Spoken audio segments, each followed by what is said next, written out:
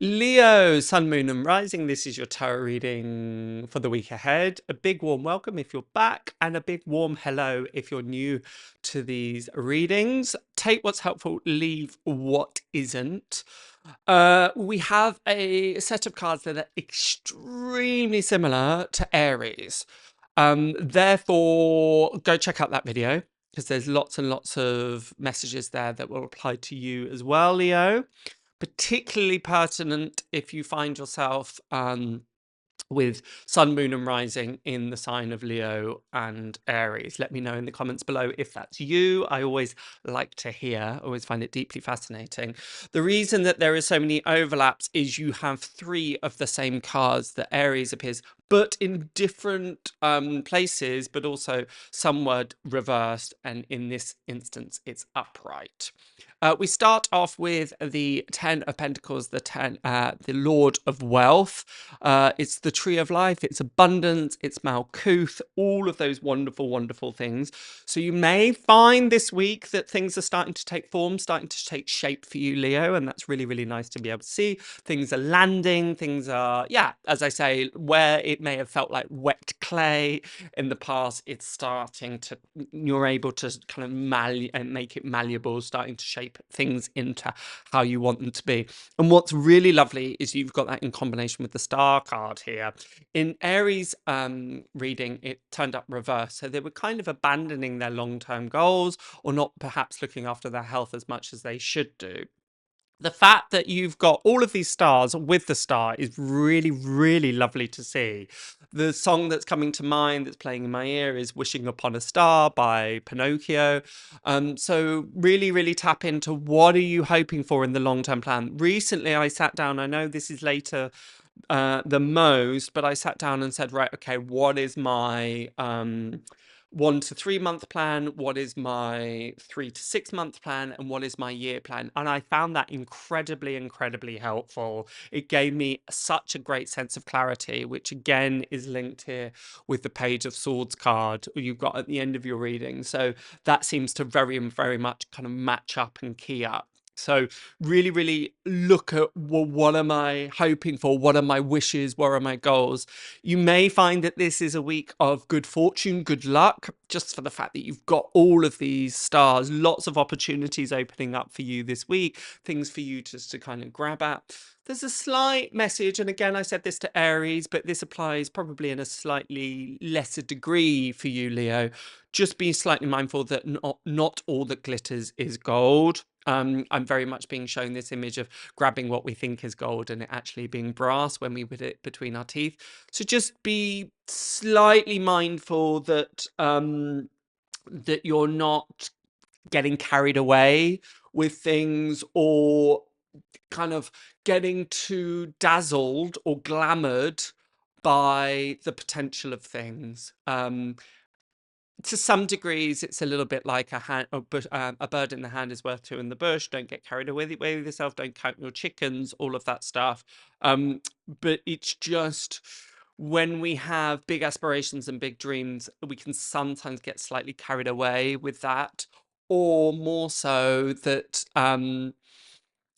we can perhaps overemphasize the importance of something coming in, an opportunity. That's not to say that you shouldn't get excited by it or feel proud of it. Not that at all.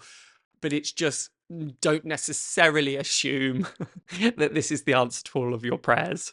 Hope maybe it is, hope it is, but it's just there's that slight reminder of I can, there's a slight degree of being sparkles in their eyes. What's that song from Chicago that Richard Gere sings? Razzle dazzle them.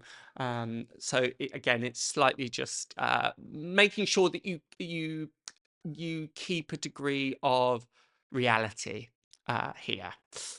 Uh, there's sometimes the danger of Leo is that they can become, dare I say, overconfident, and normally that's very, very useful. But in this instance, it may mean that you're just slightly just assuming that not everything could, nothing could go wrong, because there's no, it doesn't seem like your hopes and dreams are going to be dashed in any way, but just more that oh, I've got this in the bag. just be slightly mindful of that. For me personally, those times that I have perhaps been a little too self-assured, a little too confident, is usually the time that I become complacent, and then I start making mistakes, because the universe may be humbling your ego this week. But it's a very small kind of footnote, so to speak. I probably made it larger than I needed to. But yeah, as I say, really, really nice pair with the Ten of Pentacles and the Star card. Some of those long-term goals and those long-term wishes coming into fruition. Therefore, also probably quite a good time for manifestation as well, becoming super, super clear on what it is you want to manifest.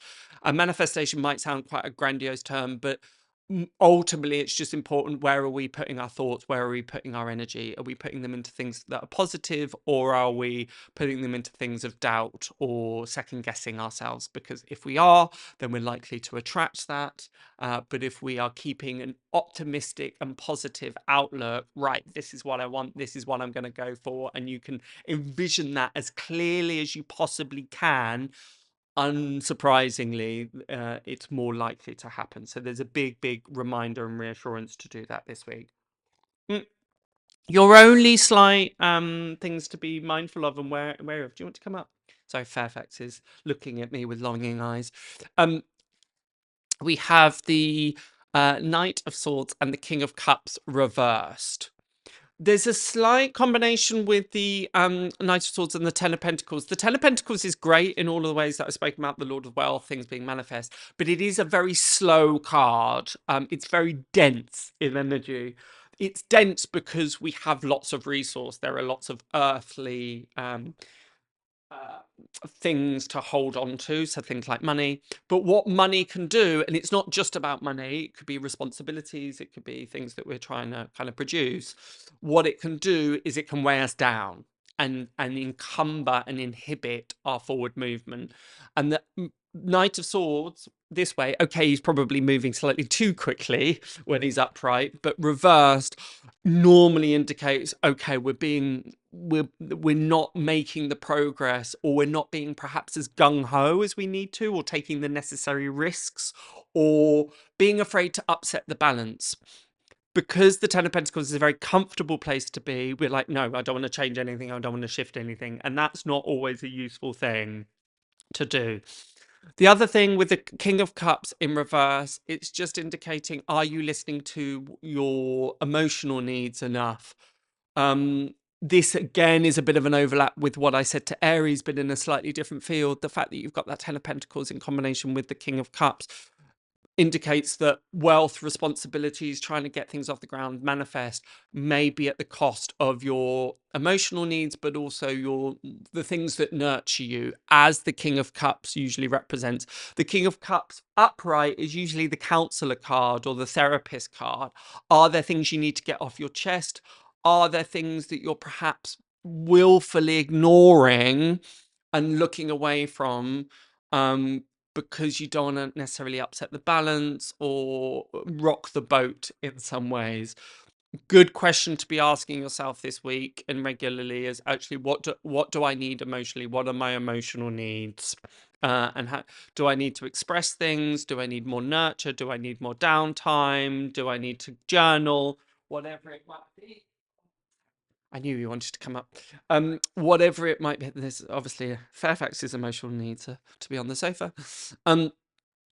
Yeah, it's just ensuring that that doesn't get overlooked. And that may also apply with the people that are around you. Are you, dare I say, again, a slight downside of Leo sometimes is that they can want to be leader, and they can sometimes be, I'm speaking from personal experience, I'm a Leo myself, but can sometimes be a bit selfish, dare I say. So it's just reminding you, particularly if you're quite driven this week to achieving things, is that at the expense of other people's needs? And if so, okay, what can you do to readjust that? Ultimately, pretty good week for you this week, Leo. So I hope that helps. Be sure to check out your sun, moon, and rising. If you're not sure how to do that, check the pinned comments below. Let me know if this reading resonates in the comments. If you've got any questions, would love to know if you're if you're Aries and Leo. And please subscribe, like, and hit the notification button. But until next week, I'll see you then. Bye for now.